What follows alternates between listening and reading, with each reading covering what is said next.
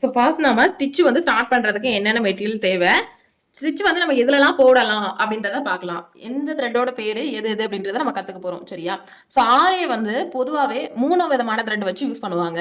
ஆனா நான் வந்து 4வதா இன்னொரு த்ரெட் வந்து ஆட் பண்ணியிருக்கிறேன். அதுதான் இது. அது வந்து என்ன பெனிஃபிட் அப்படின்றது எல்லாமே நான் சொல்லித் தரேன். ஸோ அதுக்கு முன்னாடி இதோட பேர் வந்து ஜரி த்ரெட். இந்த ஜரி த்ரெட்டை வந்து எதுக்கு யூஸ் பண்ணுவோம் அப்படின்னா, ஃபர்ஸ்ட் நம்ம ஸ்டிச் போட்டு படிக்கிறதுக்கு இந்த த்ரெட் வந்து கண்டிப்பா வந்து யூஸ்ஃபுல்லா தான் இருக்கும். ஏன்னா இந்த த்ரெட் தான் இருக்கிறதுல கொஞ்சம் திக்னஸ் அதிகம். இது வந்து திக்னஸ் அதிகமா இருக்கிறதுனால நமக்கு பார்டர்ஸ் கொடுக்கறதுக்கு அதிகப்படியா நம்ம வந்து யூஸ் பண்ணுவோம். பார்டர்ஸ், அவுட்லைன்ஸ் இந்த மாதிரியான விஷயத்துக்கு தான் இது மேக்ஸிமம் வந்து யூஸ் பண்ணுவோம். மற்றபடி நம்ம வந்து இதை வந்து பீடு இருக்குல்ல, ஸோ பீடுக்கு வந்து உள்பக்கமாக வரக்கூடிய நூலுக்கு வந்து இதெல்லாம் வந்து யூஸ் பண்ண மாட்டோம். பேசிக்காக இந்த நூல் வந்து ஃபர்ஸ்ட் ப்ராக்டிஸ் பண்ணுறதுக்கு, ரெண்டாவது வந்து அவுட்லைன் கொடுக்கறதுக்காகவும் பார்டர்ஸ் கொடுக்கறதுக்காகவும் தான் இதை வந்து நம்ம யூஸ் பண்ணுறோம். ஓகேவா? இதோட பேர் ஜரி த்ரெட்டு. பிராண்ட் வைஸ் அப்படின்னு போகிறீங்கன்னா இந்த Mamata brand, A1 Mamata brand அப்படின்றது நல்லாவே இருக்கும். நீங்கள் ஜரி த்ரெட் வாங்கும் பொழுது இந்த த்ரெட் வந்து இப்படி ஸ்மூத்தாக இருக்கணும், பிசுறாக வரக்கூடாது. சரியா? ஒருவேளை நீங்கள் வாங்கின த்ரெட் வந்து இந்த மாதிரி ஸ்மூத்தாக இல்லை, நீங்கள் லைட்டாக இழுத்தாலே திருத்திரியாக வந்துருந்தா, ஒருவேளை நீங்கள் வாங்கின த்ரெட் வந்து ரொம்ப நாள் வந்து ஸ்டாக் வந்து அந்த கடையிலே வச்சுருப்பாங்களா இருக்கும்.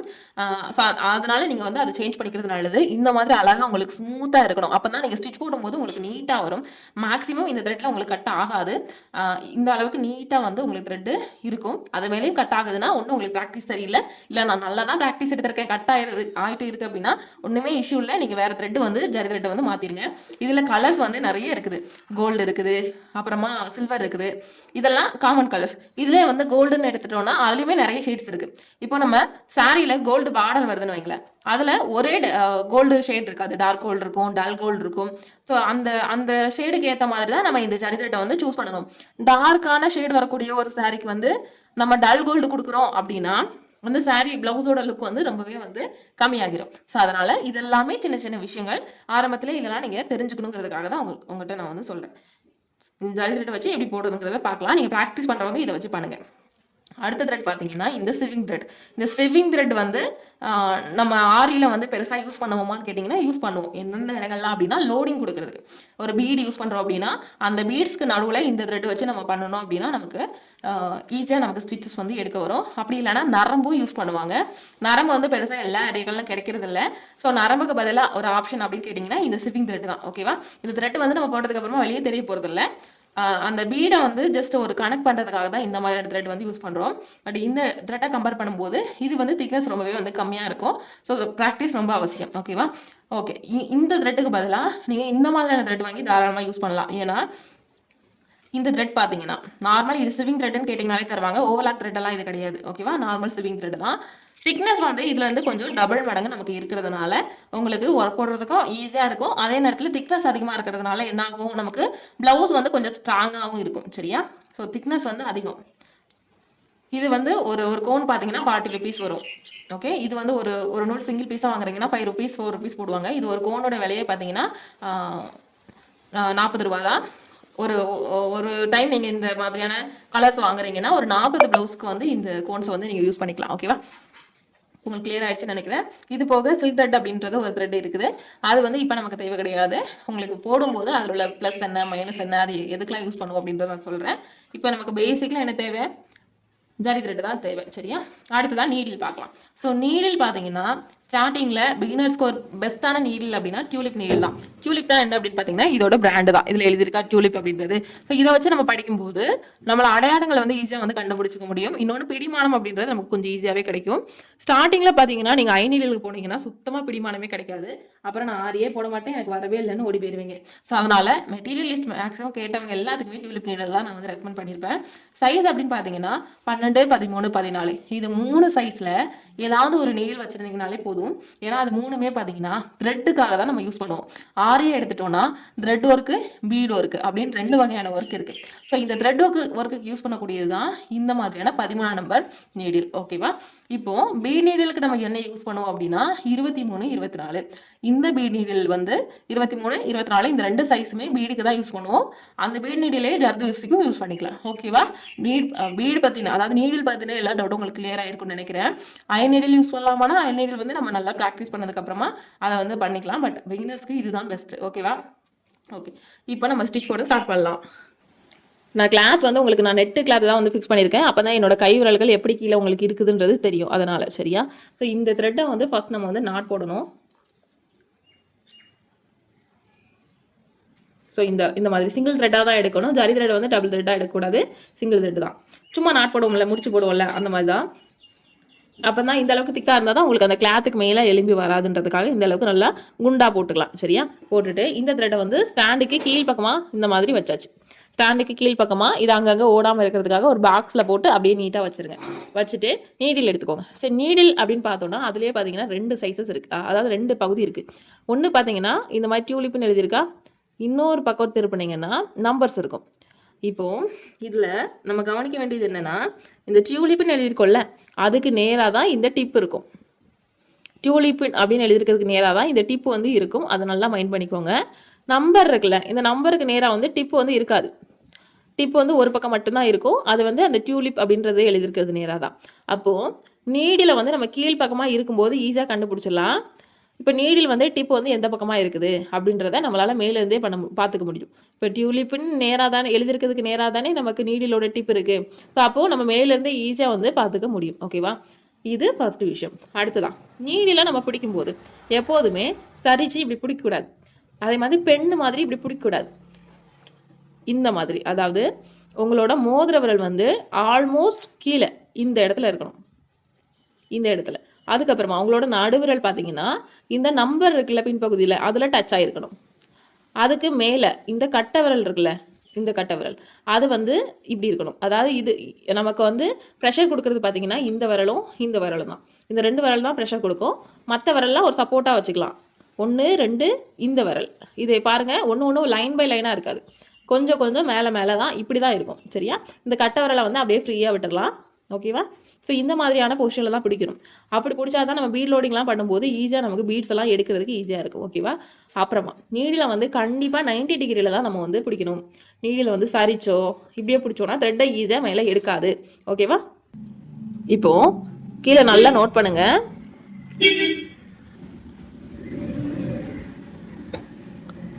இப்போது த்ரெட்டை வந்து கீழே எடுக்கிற பாருங்க. எப்படின்னா டியூலிப்புக்கு நேராக அந்த டிப் இருக்கா, அந்த டிப்பில் வந்து அந்த த்ரெட்டை வந்து சும்மா இப்படி மாட்டி விடுறேன். கீழே நான் எப்படி பிடிக்கிறேன் அப்படின்றத பாருங்கள். அந்த நாட் போட்டதை வந்து கையில் நான் இப்படி பிடிச்சிட்டு சும்மா இப்படி கையில் இப்படி சுற்றி எடுத்துக்கிறேன். இப்படி ஒரு ஹோல் மாதிரியை நான் வந்து க்ரியேட் பண்ணிக்கிறேன். ஓகேவா. இந்த ஹோல் எதுக்காகன்னா ஜஸ்ட் நம்ம வந்து இதை வந்து மேலே எடுக்கிறதுக்காக. ஒன் மோர் பண்ணுறேன். இந்த ஹோல் வந்து உங்களுக்கு எப்படி வருதோ அப்படி வந்து வச்சுக்கோங்க. ஓகே. இந்த மாதிரி ஒரு ஹோல் மாதிரி க்ரியேட் பண்ணிட்டீங்கன்னா உங்களுக்கு அந்த த்ரெட்டை பிடிச்சி மேலே எடுக்கிறதுக்கு ஈஸியாக இருக்கும். இப்படி மாட்டி விடுறதுக்கு ஈஸியாக இருக்கும். அதனால தான். ஓகேவா. ஸோ இது வந்து லாஸ்ட் அந்த எட்ஜ் வரைக்கும் இப்படி வந்து கொண்டு வந்துட்டு இப்போது நான் எந்த டைரெக்ஷனில் வரேன், இப்படி தான் வரேன். அப்போ அந்த டிப்பு வந்து எப்படி இருக்கணும் அப்படின்னா இந்த பக்கமாக தான் இருக்கணும். நம்ம எந்த பக்கம் ஸ்டிச் போடுறோமோ, இப்போது இந்த சைட் போகிறோன்னா அந்த பக்கம் தான் டிப் வரணும். இந்த சைடு வரேன்னா இந்த பக்கம் தான் டிப் வரணும். மேலே போகிறேன்னா மேல் பக்கமாக தான் டிப் வரணும். ஸோ அதுக்காக தான் அந்த டிப் வந்து கரெக்டாக பார்த்து வச்சுக்கணும். ஓகேவா. இப்போ நான் என்ன பண்ணுறேன், நீடில் நேராக வச்சுட்டு கீழே இருக்கக்கூடிய த்ரெட்டை வந்து சுற்றி விடுறேன். எப்படி அப்படின்னா நான் இங்கே உட்காந்துருக்கேன் அப்படின்னா எனக்கு ஆப்போசிட் பகுதியில், நமக்கு எதிர்பகுதியில் சுற்றி விட்டுட்டு இந்த நீடில் நான் எடுக்கிறது பார்த்தீங்கன்னா லைட்டாக ஒரு ரொட்டேட் பண்ணி எடுக்கணும். குத்திட்டேன், கீழே சுற்றிட்டேன், மேலே எடுக்கும்போது எடுக்கிற இடத்துல என்ன பண்ணணும்னா இந்த பக்கமாக நீடிலோட டிப் இருந்துச்சா அதை வந்து ஆப்போசிட் பகுதியில் லைட்டாக திருப்பி அப்புறமா முன்னாடி தூக்குறேன். அப்போ தான் நமக்கு கரெக்டாக வரும். சரியா. குத்திட்டேன், சுற்றிட்டேன், மேலே எடுக்கிற இடத்துல முன்பகுதியில் லைட்டாக என்ன பண்ணணும், சிக்கிக்கிட்டு ரிலீஸ் பண்ணிட்டேன். குத்திட்டு சுற்றிட்டு மேலே எடுக்கிற போது லைட்டாக பின்பக்கமாக திருப்பி முன்பக்கமாக திருப்பணும். அப்போ தான் சிக்காமல் உங்களுக்கு வரும். இந்த மாதிரி இந்த இடத்துல சிக்காமல் நமக்கு நீட்டாக வரும். இப்படி லைட்டாக முன்னாடி திருப்பி எடுக்கும்போது வரும். சும்மா நம்ம இழுத்தோன்னா இந்த மாதிரி மாட்டிக்கும் வராது. ஸோ அதுக்காக தான் லைட்டாக முன்னாடி அந்த டிப்பை திருப்பி பின்னாடி திருப்பும்போது கரெக்டாக வரும்.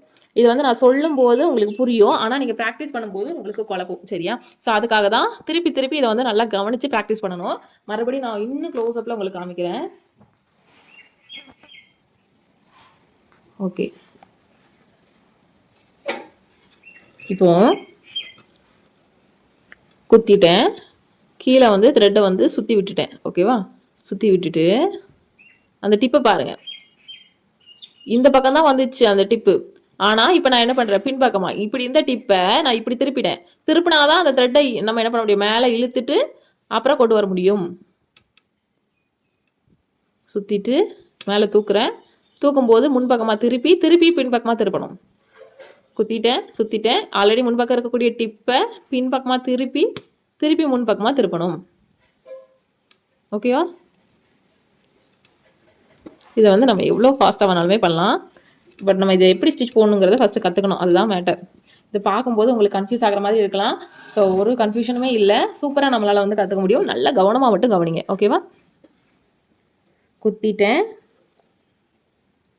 சுற்றிட்டு திருப்பி மேலே. ஓகேவா? ஸோ இதுதான் நீங்கள் ஃபஸ்ட் டே பண்ண வேண்டிய ப்ராக்டிஸ் செக்ஷன். ஓகே, இந்த ஸ்டிச்சு தாங்க மெயின். ஆரியில் இந்த ஸ்டிச்சை நீங்கள் கற்றுக்கிட்டீங்க அப்படின்னா எல்லா ஸ்டிச்சுமே கற்றுக்கிட்ட மாதிரி தான். ஏன்னா இந்த பேஸ் கற்றுக்கிறது தான் நமக்கு விஷயமே. இது வந்து ஒரு சில பேருக்கு 1 மணி நேரத்தில் கற்றுப்பாங்க, சில பேருக்கு 1 நாள் ஆகும், சில பேருக்கு 2-3 நாளாவது ஆகும் இந்த ஸ்டிச் வந்து எடுக்கிறதுக்கு. ஏன்னா நீங்கள் எந்த அளவுக்கு ப்ராக்டிஸ் பண்ணுறீங்க அப்படின்றத பொறுத்து இது கண்டிப்பாக இருக்கும். இதை வந்து நல்லா புரிஞ்சுக்கிட்டீங்க அப்படின்னா உங்களுக்கு குழப்பம் இருக்காது. குத்திட்டு சுற்றிட்டு அந்த டிப்பை மேலே தூக்குறோம். தூக்கும் போது பின்னாடி இருக்கக்கூடிய இந்த பக்கமாக இருக்கக்கூடிய அந்த டிப்பை அப்படியே முன்பக்கமாக திருப்புறோம். எப்படி திருப்புறேன்றதை பாருங்கள். குத்திட்டேன், சுற்றிட்டேன். இப்போ வந்து இந்த பக்கமாக தான் அந்த டிப்பு இருக்குது. ஆனால் நான் என்ன பண்ணுறேன், இப்போ முன்பக்கமாக அந்த டிப் நல்லா தெரியுது பாருங்கள். திருப்பிட்டு அப்படியே எடுத்து மறுபடியும் முன்பக்கமாக திருப்பி மறுபடியும் பக்கத்தில் குத்திட வேண்டாம். அப்புறமா அடுத்த ஸ்டிச். ஓகேவா? ஸோ இது இப்படி தான் நம்ம வந்து ஸ்டிச்சை வந்து எடுக்கணும். இதே மாதிரியே நம்ம ஒவ்வொரு டேரக்ஷனையும் போட்டு பார்க்கணும். சரியா? முடிஞ்ச வரைக்கும் இதை வந்து நல்லா ப்ராக்டிஸ் பண்ணுங்கள். இது வந்து எடுத்த உடனேலாம் நிறைய பேருக்கு வராது. எனக்கு வரலையே அப்படின்னு அந்த இடத்துல உட்காந்துடாதீங்க. தொடர்ந்து ப்ராக்டிஸ் பண்ணிகிட்டே இருங்க. ப்ராக்டிஸ் பண்ண தான் ஸ்டிச் வந்து உங்களுக்கு நீட்டாக வரும். ஓகேவா? இப்போது இந்த பக்கம் போட்டேனா, இப்போ இந்த பக்கத்துலேருந்து இந்த பக்கம் நான் திரும்ப போகிறேன். இந்த பக்கம் நான் திரும்ப போகிறேன்னா அப்போ நான் வந்து அப்படியே ஸ்டிச் போடக்கூடாது. போட்டேன்னா இந்த இடம் என்ன ஆகும்னா எனக்கு வந்து ஃபினிஷிங் வராது, வளைவாக கிடைக்கும். அப்போ அந்த இடத்த நான் என்ன பண்ணணும்னா சின்ன லாக் போட்டு திருப்பணும். லாக்னா வேறு ஒன்றுமே இல்லைங்க. இந்த இப்போ நான் இங்கே திரும்புகிறேன்னா இதுக்கு எதிர் திசையில் ஒரு குட்டியாக ஒரு செயின் போட போகிறேன். போட்டுட்டு இந்த பக்கம் நான் வர போகிறேன். அவ்வளோதான். ஓகேவா? இதே மாதிரி எங்கே நம்ம திரும்புகிறோமோ அதுக்கு ஆப்போசிட்டில் ஒரு குட்டியாக ஒரு செயின் போட்டுட்டு அந்த பகுதியில் வந்துக்கலாம்.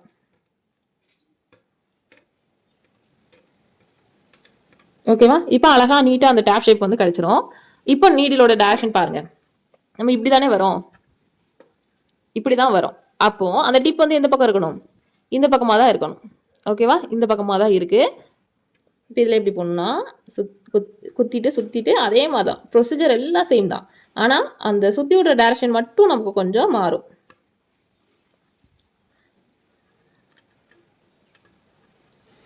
அதே மாதிரி கீழே வந்து த்ரெட்டை சுற்றுறதுமே நீங்கள் ஒரு 3/4 அளவு சுற்றினாலே போதும். ஏன்னா முழு சுற்றளவு சுற்றுனீங்கன்னா உங்களுக்கு என்ன ஆகும் அப்படின்னா சிக்கிக்கும். இப்போ நீடு இப்படி இருக்குன்னா இதை நான் வந்து சுற்றுறேன்னா இப்படி நான் சுற்றுறேன். இது வந்து ஒரு 3/4 சுற்று அப்படின்னு வச்சுக்கலாம். இதையே நான் ஃபுல்லாக மறுபடியும் சுற்றுறேன்னா அது 2 சுற்றாயிரும். சரியா? ஸோ அதனால் கீழே வந்து எப்போதுமே சுற்றும் பொழுது உங்களுக்கு வந்து எந்த சைடு திருப்பணும் அப்படின்றது குழப்பம் இருக்கலாம். இது வந்து நான் 2 அதாவது clockwise anticlockwise அப்படின்னு 2 டேரக்ஷன் இருக்குது. சரியா?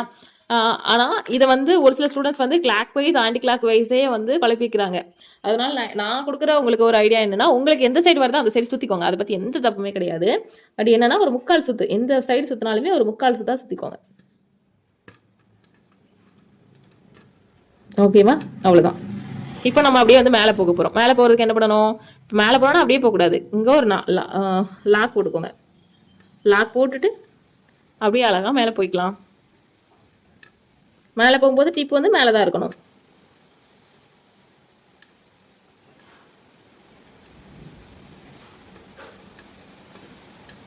ஓகேவா?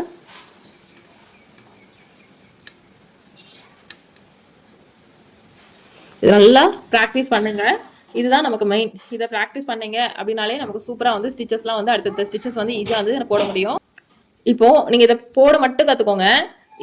இதுக்கு அடுத்த கிளாஸஸில் இப்படி நம்ம போட்டுக்கிட்டே இருக்கிறோம் அப்படின்னா இதை நம்ம எப்படி கடைசியாக முடிக்கிறது, அதுக்கு ஒரு ஸ்டிச் இருக்குது, எண்டு நாட். ஓகேவா?